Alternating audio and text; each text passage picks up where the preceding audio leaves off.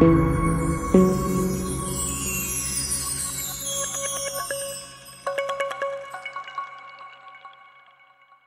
गर्मियों का एक खुशगवार दिन था। ठंडी हवा चल रही थी। आसमान पर हल्के हल्के बादल छाए हुए थे। एक कौवा तालाब के किनारे एक पत्थर पर बैठ गया और ठंडी हवा से लुत्फ अंदोज होने लगा। तालाब में मौजूद राजहंस ने कौवे को देखा तो कौवे के पास आ गया। उसने सलाम दुआ के बाद पूछा कि तुम आज खोए खोए से लग रहे हो। कौवे ने आदाब से कहा कि मेरा रंग इतना काला है और मेरी आवाज़ भी बहुत बारी है, हर कोई मुझसे नफरत करता है।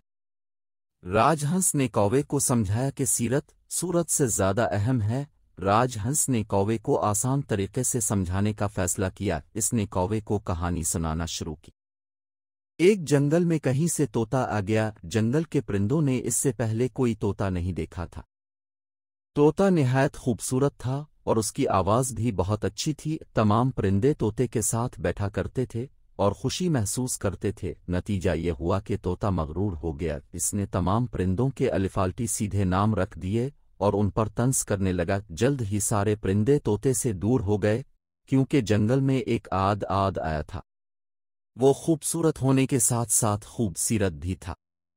वो दूसरे परिंदों की मदद करके खुशी महसूस करता था।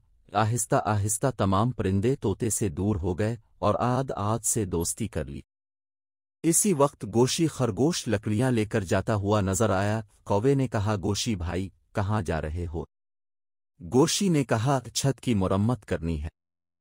कौवा गोशी की मदद करने इसके साथ चला गया। कौवे को खुश देखकर राजहंस इत्मीनान महसूस कर रहा था।